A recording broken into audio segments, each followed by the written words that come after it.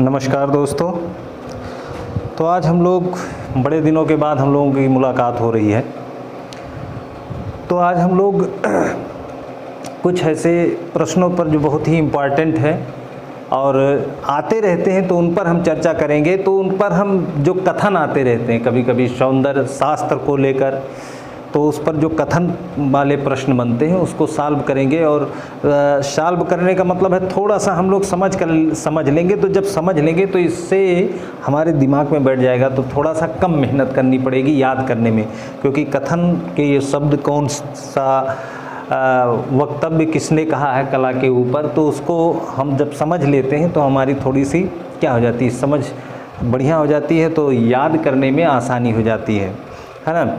थोड़ा सा अगर पंखे की आवाज़ आ रही होगी तो थोड़ा सा मैनेज करिए, क्योंकि यहाँ पंखा भी चल रहा है तो उसकी आवाज़ भी पकड़ ले रही होगी। तो इस बात पर आप मतलब थोड़ा कंप्रोमाइज़ करिएगा। बाकी समझना है, बाकी बहुत ज़्यादा तो ताम झाम तो किए नहीं है। तो हमारा उद्देश्य समझना है, कायदे से समझाना भी है और समझना है। तो इसमें जो इंटरेस्ट रखते होंगे उनके लिए तो स्वागत है। बाकी जो लाइटिंग और तमाम ताम झाम है तो अभी ये हो नहीं पाया है, उनकी भी इच्छा पूरी की जाएगी। तो आते हैं प्रश्न पर आते हैं। तो इस प्रश्न को हम लोग देखते हैं। कहा गया है कला सत्य की अनुकृति है, कला सत्य से तिहरी दूर पर है और कला अनुकरण है, अनुकृति है, अनुकरण है। तो फंसता है मामला। और ये हम बात कर रहे हैं यूनान के दार्शनिकों के बारे में। ये जो कथन है जो हमने अभी लिया है ये यूनान के दार्शनिकों के बारे में बात है। ये तीनों कथन हम जब देखेंगे, इन तीनों कथन को देखेंगे, इस एक कथन को देखेंगे, तो हम सबसे पहले ये जान लेते हैं कि यूनान में जो दर्शन का जो जन्म होता है, दर्शन के जन्म का जो सबसे बड़ा कारण कौन है? दर्शन जो यूनान की बात करें, यूनान की बात करें अगर इस पे नहीं, तो यूनान में दर्शन का जो जन्मदाता कौन कहा गया है? सुकरात। सुकरात को जिसमें जहर दिया गया था, तो ये सुकरात है और इनके शिष्य हैं। ये प्रश्न आते हैं तो इसलिए आप देखें सुकरात के शिष्य कौन हो जाएंगे? सुकरात के शिष्य हो जाते हैं प्लेटो। अब प्लेटो के शिष्य कौन हो जाते हैं? अरस्तु। और अरस्तु के शिष्य कौन हो जाते हैं? सिकंदर, है ना। ये यूनान की गुरु शिष्य परंपरा की एक जोड़ी है, जिसमें से इन तीनों को त्रयी की उपाधि दी गई है। त्रयी दार्शनिक है ये यूनान के। तो ये भी प्रश्न आते रहते हैं कि ये सब कहाँ से संबंध रखते हैं? तो यूनान से संबंध रखते हैं। और किसका कौन शिष्य है, एक प्रश्न इससे ये भी बनता है। तो आपको ये याद हो गया, और जिनका याद है वो रिवीजन हो जाएगा। तो और ये सब का संबंध कहाँ यूनान से है, क्योंकि दार्शनिक कौन है और कहाँ से, ये भी प्रश्न बनते हैं। तो सुकरात का ये जो पहला प्रश्न है कि कला सत्य की अनुकृति है और कला सत्य से तिहरी दूरी पर है। तो देखिए ये दर्शन है, ये दर्शन बड़ा बेजोड़ है, तो इसकी हम गहराई तक नहीं जाएंगे। हम लोग बस देख लेते हैं कि क्यों कह दिया गया कला सत्य की। अगर ये दोनों की बात हो, इन दोनों की बात हो, तो हम एक चीज़ देख लेते हैं कि ये दोनों कथन तो प्लेटो के हैं। ये ध्यान रखिएगा, प्लेटो जो किसके शिष्य हैं? ये प्लेटो किसके शिष्य हैं? सुकरात के शिष्य हैं। और इनका जो शिष्य होगा वो अरस्तु है। ये भी ध्यान में रखते हुए हम लोग चलेंगे, तो इस चीज़ को ध्यान में रखिएगा। और हम यही देख लेते हैं जहाँ अनुकरण शब्द जुड़ जाए, ये अनुकरण शब्द जुड़ जाने के कारण ये कथन किसका हो जाएगा? ये कथन हो जाएगा प्लेटो के शिष्य कौन है? अरस्तु हैं। ये अरस्तु का कथन हो जाएगा कि कला अनुकरण है। हालांकि अगर विकल्प में अरस्तु ना हो तो हम प्लेटो को भी मान लेंगे, क्योंकि याद रखिए कि प्लेटो ने भी अनुकरण का सिद्धांत दिया था। ये कहीं ना कहीं ये अनुकरण का सिद्धांत है, भ्रमित मत होइएगा। जबकि अनुकरण का सिद्धांत जो है अरस्तु ना दिया हो विकल्प में, तो हम प्लेटो को भी चयन कर सकते हैं, क्योंकि प्लेटो का भी अनुकरण सिद्धांत है। और उसी अनुकरण सिद्धांत को उनके शिष्य ने और व्यापक रूप से और विकसित किया और कुछ बदलाव किया। थोड़ा सा इन लोगों के विचारों में मतभेद भी हो जाता है ना। तो उस अर्थ में अगर हम देखें तो कला अनुकरण है अरस्तु की और कला सत्य की अनुकृति है प्लेटो की। और दोनों में अंतर क्या है कि क्यों ये सत्य से तिहरी दूर पे कर रहे हैं। और कहीं ना कहीं सत्य से तिहरी दूरी दूर करने का मतलब क्या है, सत्य जो है कला क्या है, सत्य की तो अनुकृति है। अब क्यों कहते हैं, मान लीजिए ईश्वर है, मेन कलाकार ये है। ईश्वर ने एक वृक्ष बनाया, क्या बनाया, एक वृक्ष बनाया, तो पहली कला हो गई। और बढ़ई को ले आइए, बढ़ई ने इस वृक्ष का क्या बनाया, मान लीजिए एक, बस ऐसे जल्दी जल्दी करके देख लीजिए, एक ये मान लीजिए इन्होंने चारपाई बनाया, है ना। अब कहीं ना कहीं देखिए ईश्वर तो मेन है पहले पोजीशन पे, दूसरे पोजीशन पे, और जो कलाकार है मान लीजिए चित्रकार है, वो चित्रकार इसको देखकर क्या बनाएगा, चित्र बनाएगा। यही चित्र बनाएंगे सेम, बस समझने के लिए यही चित्र ये सेम बनाएंगे। मान लीजिए ये चारपाई बनाए, तो कहीं ना कहीं मेन जो यहाँ पर है सत्य है, ईश्वर सत्य है और उसकी अनुकृति जो बनाई गई मान लीजिए वो सत्य है। तो पहले पायदान, दूसरा पायदान, तीसरा, तो चाहे कला हम क्या कहें, सत्य से दोहरी दूर पे है और कहीं ना कहीं सत्य से तिहरी दूर पे रहे। तो दोनों रूपों में ये प्लेटो का सिद्धांत है, बस इतना हम समझ लेंगे। तो इससे ईश्वर मेन कलाकार है। मान लिया उन्होंने पेड़ बनाया, पेड़ को कला बढ़ई के पास थी तो उसने चारपाई बनाया, तो ये दूसरे नंबर पे आ जाएंगे। तीसरे नंबर पे मान लीजिए चित्रकार है, इस चारपाई को देखकर क्या बनाया, चित्र बनाया। तो कहीं ना कहीं क्या है, अनुकृति हो रही, अनुकरण है, इनका भी अनुकरण है। तो इन्होंने अनुकृति शब्द का इस्तेमाल किया और कहा प्लेट कला सत्य की अनुकृति है, लेकिन कहा कि ये सत्य से तिहरी दूरी पर है। ये क्रम सत्य से चाहे दूसरी दूरी पर हो, चाहे सत्य से तिहरी दूरी पर है। तो ये प्लेटो का सिद्धांत है कि प्लेटो ये कह रहे हैं।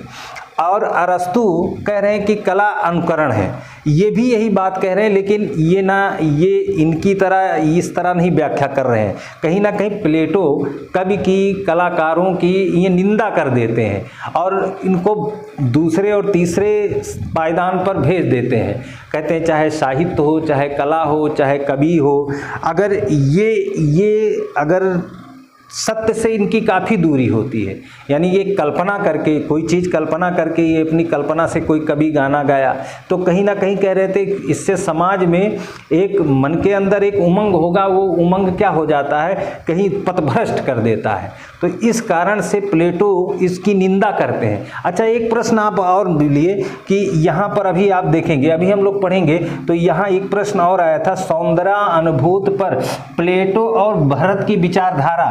तो आप यहाँ देख रहे हैं प्लेटो की विचारधारा, आप समझ रहे हैं ना, ये सत्य कला को क्या कह रहे हैं, सत्य से तिहरी दूरी पर, यानी सत्य से ये दूरी बता दे रहे हैं, यानी कहीं ना कहीं क्या कर रहे हैं, सत्य कला की, इनके जो साहित्य की, चित्रकार की, कवि की ये निंदा कर रहे हैं। अगर आप जब पढ़ोगे कहीं ना कहीं जो है इनकी भरत की, जब भरत की नाट्यशास्त्र पूरी देखिए कला पर टिकी है ना, किस तरह जो है उन्होंने रसों की व्याख्या की है। सबसे पहले रस की व्याख्या की है कि किस तरह कला के माध्यम से हमारी रस की अनुभूति होती है और वो रस धीरे धीरे हमें कहाँ ले जाती है, सत्य की ओर ले जाती है। तो कहीं ना यही बात अभिनव गुप्त आकर कहते हैं कि रस कला की आत्मा है। रस क्या है, कला की आत्मा है। और यहाँ प्लेटो क्या कह रहे हैं, कला का निंदा कर रहे हैं, कला को क्या बता रहे हैं कि ये सत्य से तिहरी दूर पर है। तो यहाँ ये प्रश्न आप सॉल्व नहीं कर सकते कि सौंदर्य अनुभूत पर प्लेटो और भरत की विचारधारा कैसी रही होगी। तो इस तरह के प्रश्न आए हुए हैं। अगर ऐसी है कि प्लेटो और भरत की जो विचारधारा है वो विरोधी विचारधारा है, कहीं ना कहीं प्लेटो कला की निंदा करते हैं और जो भरत मुनि है वो बिल्कुल कला के माध्यम से रस की अनुभूति होती है और रस की अनुभूति से हम धीरे धीरे अपनी आत्मा के करीब पहुंचने लगते हैं। तो इस तरह से कहीं ना कहीं भरत मुनि और प्लेटो के विचारधारा क्या है, विरोधी विचारधारा है। और उनके शिष्य में भी मतभेद हो जाता है। प्लेटो और उनके शिष्य अरस्तु भी कहते हैं कि हालांकि प्लेटो ये चीज़ कहते हैं कि अगर कभी कविता रचता है और कविता ऐसा हो कि जो वीरता का हो, बहादुरी का हो, जिससे समाज में क्या हो, एक सकारात्मक उद्देश्य जाए, जिससे कोई वीरता का लक्षण हो, तो उससे वो उस कला की ये निंदा नहीं करते हैं। लेकिन जो कला उन्माद फैलाए, जैसे मान लो कोई पिक्चर में इस समय गाना चली, मान लो इस समय देखिए कुछ लड़के कपड़े ऐसे पहनते सब फाड़ फोड़ देते हैं, तो वो हीरो ने पहना तो उसका अनुकरण किया, तो इस रूप में क्या हो जाता है, कहीं ना कहीं कला समाज में बुराई का माध्यम भी बन जाती है। प्लेटो का एक ये नज़रिया है, इस माध्यम से वो क्या करते हैं, इसकी निंदा करने लगते हैं, है ना। लेकिन ये कहते हैं अगर कला के माध्यम से अगर हमें सकारात्मक शिक्षा मिलती है और हमारे जीवन में क्या आ जाती है, अच्छाई आ जाती है, तो वो कला अच्छी है। अरस्तु भी इस बात से थोड़ा कहते हैं कि कला अनुकरण है, वही बात ये भी कहते हैं, बस शब्दों का हेर फेर है। जब सत्य की अनुकृति आए तो प्लेटो, सत्य से तिहरी दूर पर है तो प्लेटो, और कला क्या है, अनुकरण है। अगर ऐसी आए अनुकरण का सिद्धांत, तो हम क्या कह सकते हैं, अरस्तु के को लेकर बात कर देते हैं। यहीं पर एक चीज और याद रखिए, अरस्तु एक सिद्धांत देते हैं विरेचन का सिद्धांत। इनका एक सिद्धांत है, बहुत बढ़िया याद रखिएगा, विरेचन का सिद्धांत।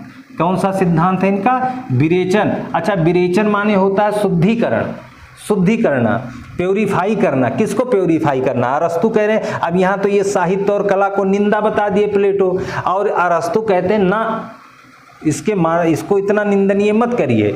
कहीं ना कहीं अरस्तु कहते हैं कि साहित्य एवं कला के माध्यम से हम अपने मन के अंदर जो दूषित विचार है उनका विरेचन कर सकते हैं, उनका क्या कर सकते हैं, इरेज कर सकते हैं, उनको हटा सकते हैं। तो वही है विरेचन का सिद्धांत।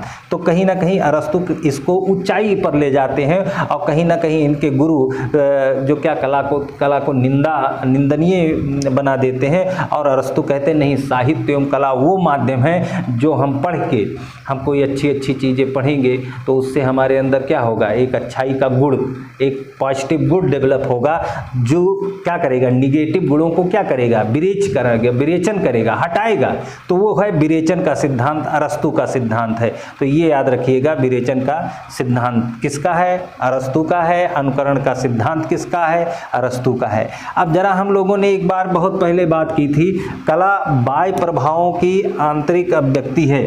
अब जरा इन लोगों की बात की है तो इसको देख लेते हैं। कला बाह्य प्रभाव की आंतरिक अभिव्यक्ति है, या कहें कि कला अभिव्यंजना है, अंतः प्रज्ञा है, सहज ज्ञान है।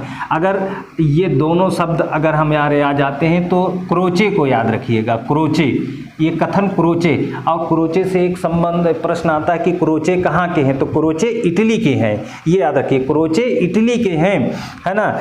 अब ये कह रहे हैं कि बाह्य प्रभाव की आंतरिक अभिव्यक्ति है, तो कहीं ना कहीं बस थोड़ा सा, लेकिन ये ज़्यादा प्रभाव क्या कह रहे हैं, देखिए इनका एक और कथन है, कला अभिव्यंजना है, अंतः प्रज्ञा है। अब अंदर की ओर जाइए, मन के अंदर जाइए, मन अंतः आत्मा के पास जाइए। कला क्या है, अभिव्यंजना है। अभिव्यंजना, जो अभिव्यंजना होती है वो अंदर होती है, हमारे अंदर जो विचार चल रहे हैं किसी चीज़ को देख के, और अंदर अंदर हम अगर आनंद हो पा रहे हैं तो इस अंदर के आनंद को ही क्रोचे अभिव्यंजना कह रहे हैं। चाहे वो कह रहे हैं अंतः प्रज्ञा, यानी, लेकिन अभिव्यंजना के साथ साथ ज्ञान होना चाहिए, अंदर ज्ञान हो। जो आनंद आ रहा है, कोई दारू पी के आनंदित है तो वो आनंद नहीं कहा जाएगा, वो ज्ञान पूर्वक आनंद नहीं है। जो आनंद हो, इंसान दोनों गलत काम में भी लोग इंसान आनंद लेते हैं ना, और एक अच्छे काम में आनंद। आप सड़क से गुजर रहे हैं और किसी अंधे को आपने क्या किया, हाथ पकड़कर बाहर निकाल दिया, तो अंदर जो आनंद होगा उसका अलग है, और दारू पीने वाला भी आनंदित होगा। अभी यहाँ कला के संबंध में लेकर आ रहे हैं, तो कुल मिला जुला कर ये कह रहे हैं कि कला अभिव्यंजना है, यानी अंदर जो आनंद की अनुभूति हो। अंतः प्रज्ञा है, प्रज्ञा माने ज्ञान से, अंदर की जो ज्ञान है वो ज्ञान क्या है, सहज ज्ञान है। वो कैसा है, सहज ज्ञान है, यानी हमारे अंदर कोई चीज़ जो ज्ञान होती है, हम इंफॉर्मेशन थ्रू पाते हैं ना, जो चीज़ हम पढ़ते हैं, सुनते हैं, देखते हैं, उसके माध्यम से हमारे अंदर कोई चीज़ हम उसको ग्रहण करते हैं, तो उसके प्रक्रिया में जो कुछ हम करते हैं उसी को हम ज्ञान कहते हैं, है ना। तो कहीं ना कहीं इस बात को भी बात कहते हैं कि कला बाह्य प्रभाव की आंतरिक अभिव्यक्ति है, यानी जो कुछ हम बाहर देखते हैं अंदर उसकी क्या हो जाती है, हमारे विचार चलने लगते हैं, और विचार आनंद पूर्वक होने लगते हैं जब वो, तो कहीं ना कहीं वही कला क्या हो जाती है, अभिव्यंजना है, अंतः प्रज्ञा है, सहज ज्ञान है। तो ये बात आप याद रखिएगा, बस बहुत अंदर जाने की जरूरत नहीं है। लेकिन कहीं ना कहीं ये आंतरिक अभिव्यक्ति की ज़्यादा बात करते हैं, अंतः प्रज्ञा, सहज ज्ञान, क्रोचे की। और यहीं आप देखिए ये क्या कह रहे हैं, कला आदि भौतिक सत्ता को व्यक्त करने का माध्यम माध्यम है। कौन सी सत्ता को? भौतिक सत्ता को। आंतरिक सत्ता की बात नहीं कर रहे हैं, अंतः प्रज्ञा की बात नहीं करते हैं। सहज ज्ञान, सहज ज्ञान का मतलब होता है जो अंदर का जो ज्ञान होता है ना, उसके लिए कोई किसी संघर्ष की ज़रूरत नहीं होती है। जैसे किसी को प्रेम हुआ, तो किसी को प्रेम हुआ, आनंद का भाव हुआ, तो इसके लिए तो किसी बाह्य साधन की ज़रूरत तो पड़ी नहीं। वो मन के अंदर विचार बढ़िया से चले, या किसी चीज़ को देखा और अंदर से प्रेम फूट पड़ा, है ना, तो वो सहज ज्ञान होता है। वो सहज है, उसके लिए कोई दुकान पे करोड़ों रुपया कमाना नहीं पड़ा, एसी लगवाना नहीं पड़ा, कार खरीदना नहीं पड़ा। ये सब आनंद बाह्य संघर्षों का परिणाम है। लेकिन जो आनंद अपने आप अंदर ज्ञान से उत्स्फुरित होता है और उस ज्ञान के माध्यम से जो ज्ञान प्रकट होता है, वो सहज ज्ञान है। और ये कह रहे हैं कि ये कह रहे हैं हीगल महोदय कह रहे हैं, हीगल बाहरी सत्ता को महत्व दे रहे हैं। किसको महत्व दे रहे हैं? बाहरी सत्ता को। कि कला कैसी है? ये आदि भौतिक सत्ता को व्यक्त करने का माध्यम है। जो कुछ हमारे सामने आंखों से दिख रहा है, उसको हम कला के माध्यम से अभिव्यक्त करते हैं, वो क्या है? वही कला है। तो कहीं ना कहीं इनके बाह्य प्रभाव की बात कर रहे हैं, यहाँ आंतरिक प्रभाव की है। क्रोचे अंदर की बात कर रहे हैं, यानी आत्मदर्शन की ओर जा रहे हैं। और एक ऐसे हैं जो अंतर जगत और बाहिर जगत, यानी अंदर का जगत और बाह्य का जगत। हीगल ने तो केवल बाह्य जगत की बात की, क्रोचे ने ये तो कहा कि बाह्य प्रभाव की आंतरिक अभिव्यक्त है, लेकिन ज़्यादा जोर किस पर दिया? अंतर जगत पे जोर दिया। किसने? क्रोचे ने। इसलिए अगर ऐसे प्रश्न आ जाते, कला अभिव्यंजना, अभिव्यंजना माने अंदर की हो, अंदर की जो अनुभूति है, अंतः प्रज्ञा अंदर का जो प्रज्ञा है, सहज ज्ञान और अंदर जो प्रज्ञा उत्पन्न होती है वो सहज है, ज्ञान है, वही, उसके लिए कोई संघर्ष की जरूरत नहीं है। हीगल भौतिक सत्ता की बात करते हैं, यानी बाह्य जगत की बात करते हैं। और एक शब्द एक और है कांट। कांट को जाने रहिएगा। ये कांट क्या कहते हैं? ये दोनों जगत के अंतर संबंध की बात करते हैं, अंतर जगत और बहिर्जगत के सामंजस्य की। ये सामंजस्य की, अंतर जगत और बहिर्जगत, यानी जो कुछ हम बाहर देखते हैं वो हमारे अंदर उसकी अनुभूति होती है, फिर हम वो कला के माध्यम से उसको व्यक्त करते हैं। और कहीं ना कहीं ये दोनों अंतर जगत और बहिर्जगत के संबंध की बात कौन करते हैं? कांट करते हैं, इमैनुअल कांट। ये याद रखिएगा, ये जर्मनी के हैं। इमैनुअल कांट कहाँ के? जर्मनी के बात है। और अगला प्रश्न है कि सौंदर्यानुभूत पर प्लेटो और भरत की विचारधारा क्या है? तो हमने बात किया कि प्लेटो और भरत की विचारधारा कैसी रही है? विरोधी विचारधारा रही है। तो मेरे प्यारे दोस्तों, आप सभी लोगों को सावन का पर्व चल रहा है, ढेर सारी शुभकामनाएं। महादेव की कृपा चारों तरफ फैल रही है और ऐसे शुभ पावन अवसर पर पढ़ाई करिए। और तब तक के लिए जय हिंद, जय भारत, ओम नमः शिवाय, हर हर महादेव, पार्वती पते हर हर महादेव, जय भोलेनाथ।